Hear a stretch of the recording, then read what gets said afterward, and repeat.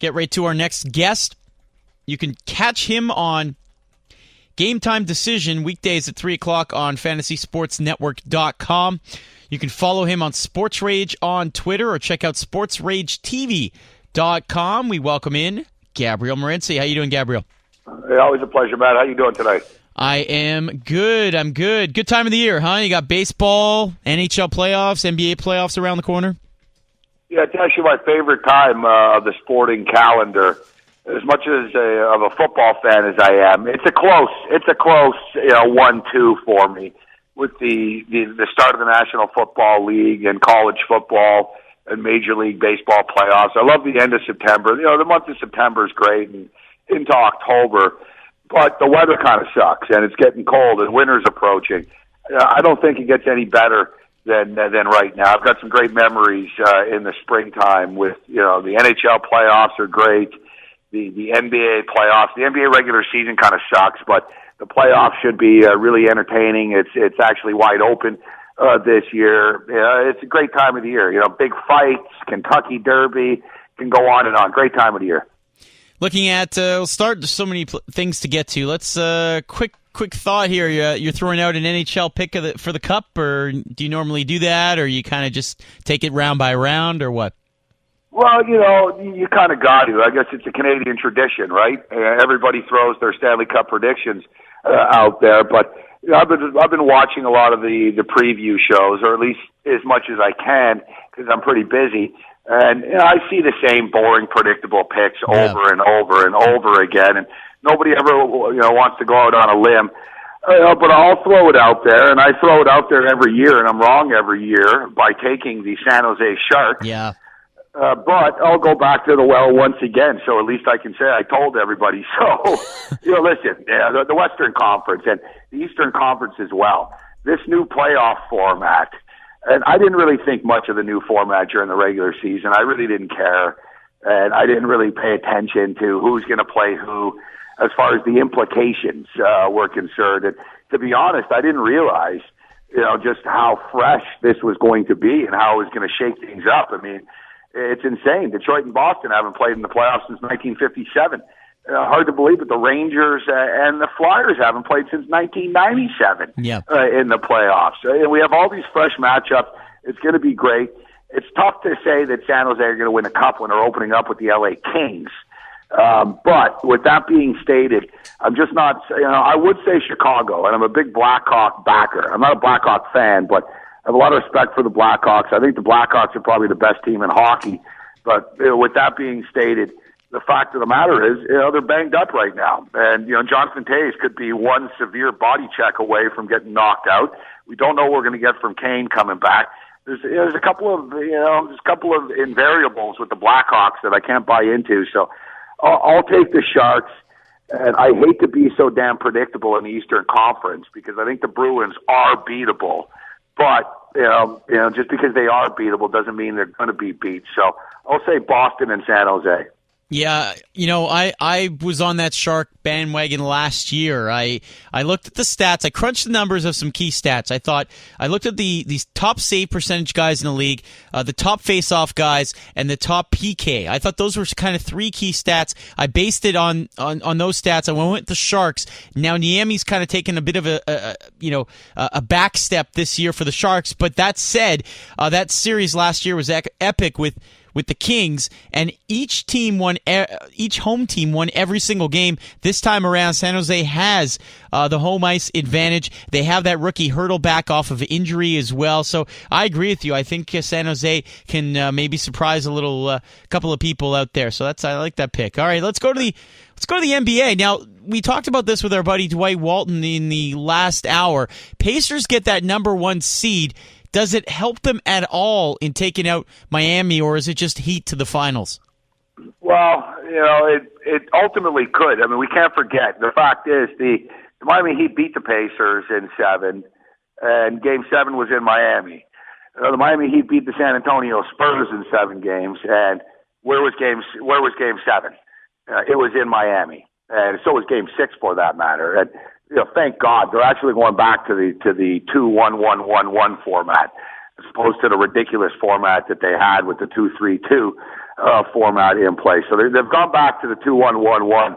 Just to throw that out there, for the record.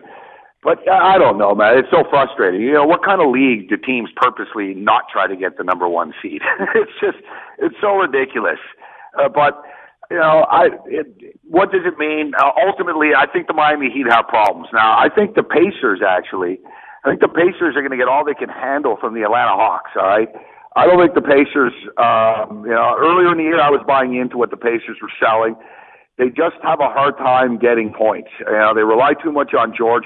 Hibbert's just fallen off the face of the earth. The guy can't even slam the ball right now, let alone make a shot. I don't know what's going on with Hibbert right now, but he's got some serious problems, and I just don't like the way the Pacers are playing. I know that they got the one seed and they beat Oklahoma City on Sunday. Kind of big deal. The Thunder are kind of faltering down the stretch here as well.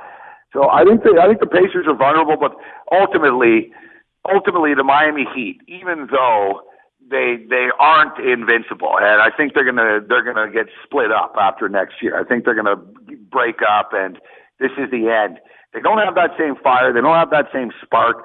They haven't played that well actually for the last 2 months or 3 months. So it's not like just we're saving it for the playoffs. They've got problems. I don't think the Miami Heat are going to win the championship this year, but I think the Heat are going to win the Eastern Conference. I think the sleeper team, I got 2 sleeper teams in the Eastern Conference. The Bulls are going to be a real pain in the ass to deal with, no matter who has to play them. So, the Bulls are going to be a pain, and right here in my backyard, the Toronto Raptors. The Raptors are the real deal. I think the Raptors are capable of doing some damage. I think the Raptors match up well with anybody in the Eastern Conference, except the Miami Heat. And you can't underestimate the fact that LeBron and the Heat are going to get every call in the playoffs. So not only do you have to play perfect to beat them, and then you also have to deal with the referees as well. It's going to be a big problem for anybody. But I like Miami to come out of the Eastern Conference. I like the Los Angeles Clippers to come out of the Western Conference. And I actually like the Los Angeles Clippers to win the championship this year. I'm going all in. The ballsy pick, a little bit out there. Not that out there because the Clippers are a good team, but I'm not buying what San Antonio is selling. I've been a big Oklahoma City backer over the years, and they got to fire Brooks, man. There's no reason why this team doesn't win championships with the talent that they have, but they just can't get it done late in basketball games. I'm going with Chris Paul, Blake Griffin, Doc Rivers, and a deep-ass bench. Gabe, you look at Toronto. How crazy is it that they had the highest playoff tickets amongst the NBA playoff teams? And secondly, you look at Golden State without Andrew Bogut. How big a loss is he for their roster? Well, I was all fired up about this when the Toronto Raptors released the playoff tickets and the prices. They raised the tickets 242%.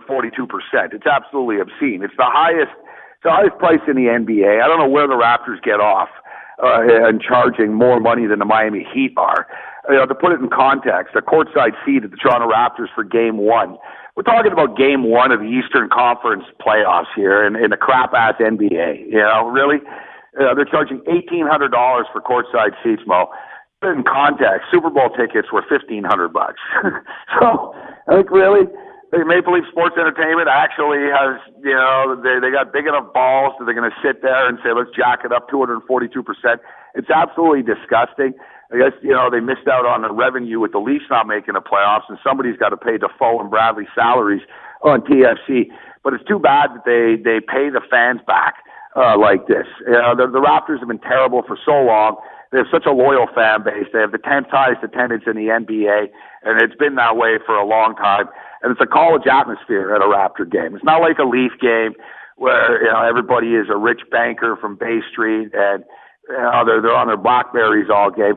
The Raptors, there's teenagers that go there, and it's a young crowd. It's a college atmosphere, and for the Raptors to do this it really leaves a bad taste in my mouth and a lot of other people's mouths as well. It's disgusting, actually. There's no other word. I think it's downright criminal.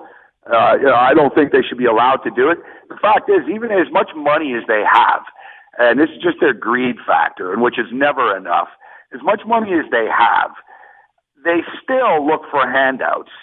The city of Toronto is paying to expand BMO Field for them, and the Argonauts. So the cost of the taxpayers of the city of Toronto, $120 million. And then, so if they're just a private company, charge what you want, but don't come looking for handouts. And, the government of Ontario gave Maple Leaf Sports Entertainment $500,000, to help them get the All-Star game here. Just imagine a price gouging mode that's going to go on. But the fact is, Toronto is one of the most expensive cities in North America, so it's in line with Los Angeles and other major markets. So they figure, screw it. There's 7 million people here. They're going to buy the tickets, but I'm fired up about that. I really am. I think it's sickening. I think the NBA should have told them you're not allowed to raise the ticket prices 242% all right? You can't do it. Put it in context. I've got listeners from all over North America, and I've been getting tweets from people from everywhere. A girl in Oklahoma City's got courtside seats to the Thunder game, game 1. She paid $200. I got a tweet from a guy in Detroit that's going to the Red Wing Bruins game, game 3 of the playoff series, paid $70 for his ticket. Mark Cuban and the Dallas Mavericks are charging $80 a ticket. The Toronto Raptors are charging an average of $342 a ticket. Wow. It's preposterous, disgusting, sickening, ludicrous, and all that other stuff, man. I could go on and on about it. And as far as the Golden State Warriors are concerned, Mo, the Bogut loss is big because David Lee is kind of soft and he's banged up. And I'm a Lee fan, but he's just, he hasn't played that well this year. I don't like the Warriors at all. I think they're overhyped.